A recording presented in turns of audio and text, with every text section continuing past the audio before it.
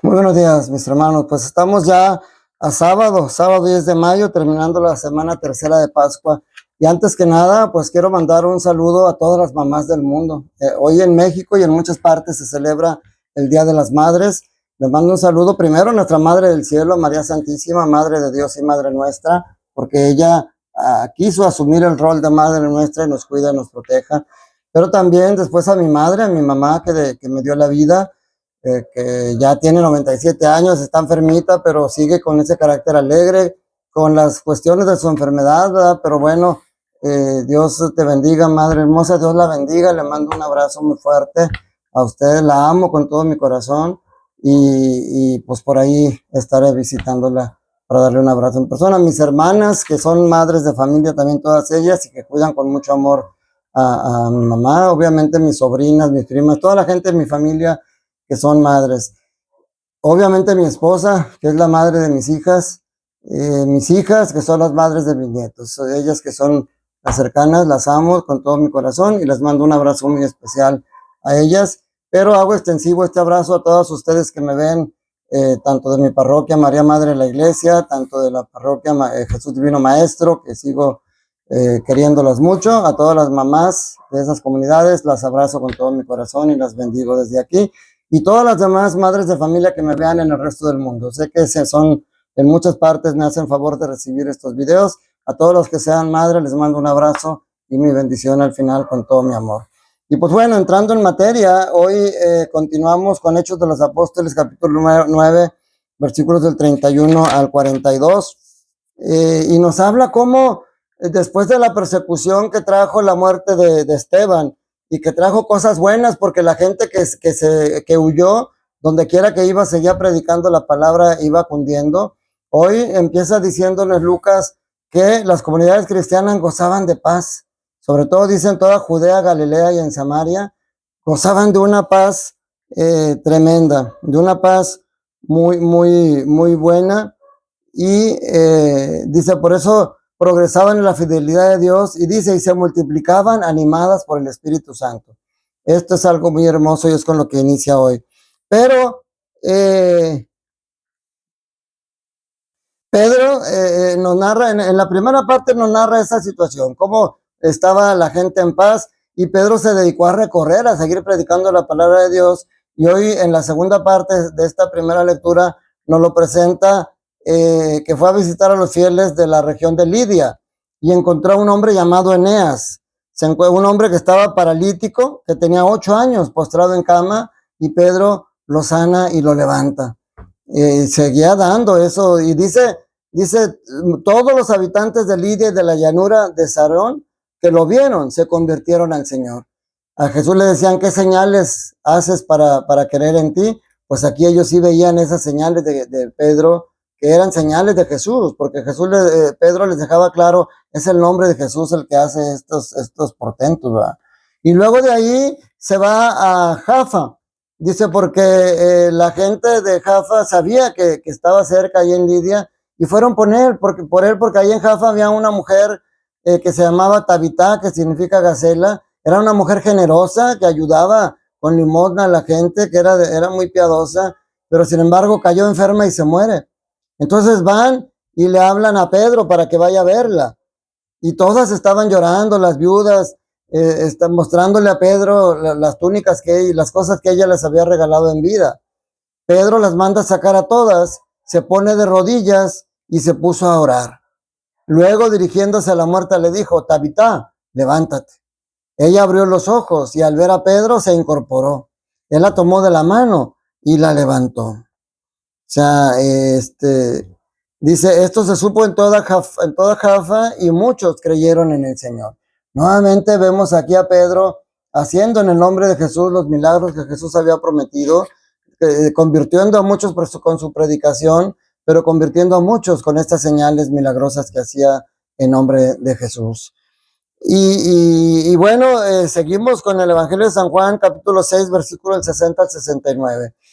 Ya vimos ayer cómo empieza a volverse escabrosa la situación, porque Jesús le seguía insistiendo que él era verdadera comida y él era verdadera bebida. Entonces, cuando la gente escucha eso, es importante esta primera primer punto de reflexión lo baso en la expresión que decían las personas. Dice, muchos discípulos de Jesús dijeron al oír sus palabras, este modo de hablar es intolerable. ¿Quién puede admitir esto? Este modo de hablar es intolerable. Pero Jesús no dejó de hablar. Y nosotros, hoy en día, nuestro modo de hablar es intolerable para la comunidad, en general, para la sociedad. Si hablamos como verdaderos cristianos, este modo de hablar es intolerable, porque hablamos del matrimonio en el orden que Dios lo constituyó, hombre y mujer. Hablamos en ese matrimonio. Y sin embargo, hoy hay matrimonios con personas del mismo sexo, que no están dentro del plan original de Dios. Pero sin embargo, nosotros no criticamos, ni atacamos, ni rechazamos. Simplemente hablamos, nuestra manera de hablar es intolerable porque decimos el plan, la familia original es papá, mamá e hijos. No es papá, mamá y mamá e hijos. Esa es nuestra manera de hablar. Pero repito, en estos temas escabrosos tampoco somos quienes juzgamos, porque con respecto a los homosexuales, mucha gente, incluso he visto pastores no católicos que presentan videos en las redes sociales condenando a los homosexuales, y se van a la escritura porque ahí dice, los afeminados no entrarán en el reino de los cielos, y entonces ellos aseguran que los homosexuales se van a ir al infierno, y nosotros como católicos no podemos asegurar eso. Nosotros no somos. Jesús dijo, Dios no quiere que la muerte del pecador, sino que se convierta y viva. Por eso el Papa Francisco siempre hablaba de la misericordia. O sea, tú no puedes, y el Papa Francisco decía, si tienes un hijo homosexual, no lo corras, acógelo. O sea, no es que lo apoyes en su homosexualidad, sino que recíbelo a él como tu hijo, como persona, y trabaja con él. De alguna manera, digo, es muy difícil poder en un video corto hablar de tanto, pero el otro punto es los divorciados y vueltos a casar. Que luego dicen, es que la iglesia es injusta porque si yo tuve una mala experiencia ya y quiero rehacer mi vida, ¿por qué no me permiten comulgar? Y bueno, es que no es la iglesia. Jesucristo dijo, el que se casa, se reúne con una mujer que es divorciada, comete adulterio y viceversa. Entonces no es la iglesia, es Jesús. Pero aún así la iglesia no rechaza. La iglesia tiene puertas abiertas para los homosexuales, para los divorciados y vueltos a casar, para los que están casados, hombre con hombre, mujer y mujer. La iglesia lo recibe. Incluso sé de algunas comunidades, de algunas parroquias que tienen grupos apostólicos de divorciados y vueltos a casar o de homosexuales que los acogen, porque no pueden comulgar sacramentalmente, por supuesto, porque el Señor no rechaza a la persona, no le gustan sus acciones, pero los acoge con amor para que busquen la manera de vivir sin ofender a Dios. O sea, es tremendo, pero si aún así nos dicen, este modo de hablar de la iglesia es intolerable, no lo podemos soportar. El segundo punto que nos tomaría también mucho, y de hecho me falta mucho por meditar y quiero centrarme, es el de la permanencia. Dice que Jesús, al estar hablando de esto, de que Él es carne verdadera y bebida verdadera, pues la gente dice que manera intolerable, y desde entonces, dice, muchos se echaron para atrás y ya no querían andar con Él. Muchos lo abandonaron, y es lo que les decía ayer, al ver eso, Jesús puede haber dicho, oye, no, espérense, estoy hablando en sentido figurado, y Jesús no lo dice. Porque Jesús sabe que está hablando con la verdad, no les está hablando de mentira en el sentido figurado. Y entonces, con tristeza, al ver que la gente que lo apoyaba, y dentro a lo mejor de esos 72 discípulos que de dos en dos fueron haciendo los milagros que Jesús les mandó a hacer, aún muchos de ellos abandonaron a Jesús. Y con tristeza voltea a ver a sus apóstoles y les dice, también ustedes me quieren abandonar. Y entonces viene la respuesta de Pedro, ¿a quién iremos, Señor? Tú tienes palabras de vida eterna y nosotros sabemos y creemos que tú eres el Santo de Dios. Fíjense, dice, ¿a quién iremos? Tú tienes palabras de vida eterna. Dice el día de hoy, dice, todo esto los escandaliza. ¿Qué sería si vieran al Hijo del Hombre subir a donde estaba anteriormente? Se está hablando del cielo. Está hablando de que Él bajó del cielo en la encarnación, se encarnó en María Santísima vivió aquí esos 33 años y ya vimos todo lo que hizo para salvarnos y regresa al cielo. ¿Qué sería? ¿Qué van a pensar el día que me vean regresar al cielo? Y dice, el Espíritu es quien da la vida, la carne para nada aprovecha. Por eso le insistió a Nicodemo, el que nace de la carne se queda en carne. Hay que nacer del Espíritu para complementarlo, porque la carne aquí se queda. La carne es temporal, el Espíritu es eterno. Por eso Jesús te habla, por eso Pedro dice, solo tú tienes palabras de vida eterna.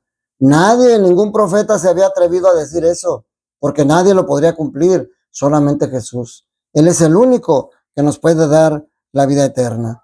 Y fíjense cómo es interesante, cómo el motivo por el cual lo rechazaron debería ser el motivo de reforzar la fe.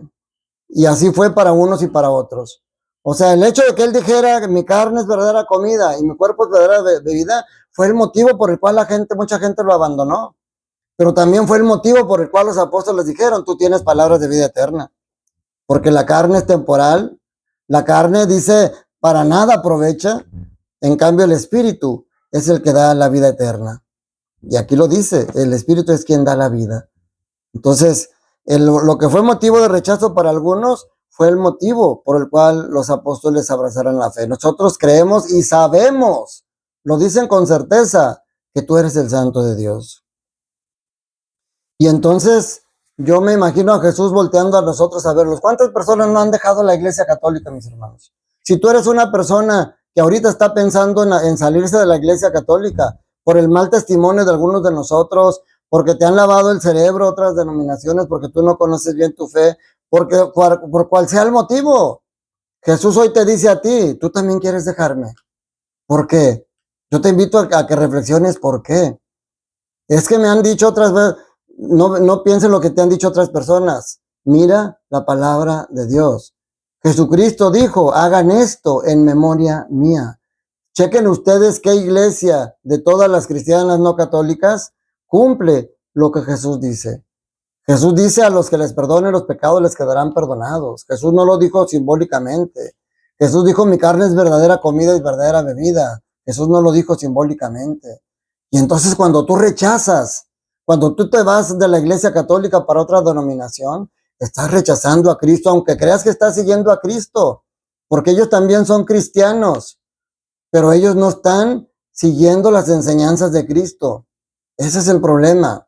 Ellos hacen lo que hacía Charles Chaplin en una película, que va a meter toda su ropa en la maleta, se la cierra y no cabe de tanta ropa que tiene, se desborda y lo que hace es empieza a recortar todo lo que sobra y luego ya ahora sí cierra la maleta y se la lleva bien a gusto, pero pues ya la hizo cachitos. Ese es el problema que tienen otras denominaciones cristianas no católicas, que cortan lo que no les parece, que cortan lo que no entienden y se quedan solamente con una parte.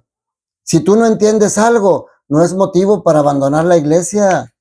Yo siempre les digo en el momento de la encarnación, de la anunciación a María, cuando María le dice al ángel, ¿cómo podrá hacer esto si no conozco varón? Y el ángel le dice, el Espíritu Santo te cubrirá con tu sombra y de él será el hijo que vienes. María no entendió, mis hermanos, no entendió, no sabían en aquel tiempo la existencia del Espíritu Santo. María no entendió, pero dijo, si viene de Dios, yo acepto. Hágase en mí según tu palabra.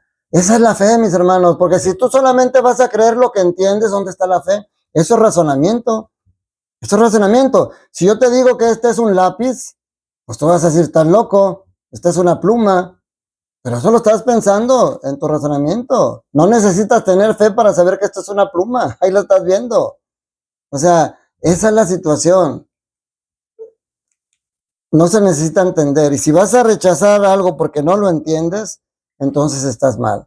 Por eso, ese es el problema. Por eso cada día surgen nuevas denominaciones cristianas no católicas, porque ellos solamente aceptan lo que dice la escritura. Y el misma escritura dice, muchas cosas hizo Jesús en frente de ellos que no fueron escritas aquí. O sea, no puedes creer nada más lo que está escrito. Además, durante muchísimos años no existió Biblia, no existió Nuevo Testamento, todo era de palabra.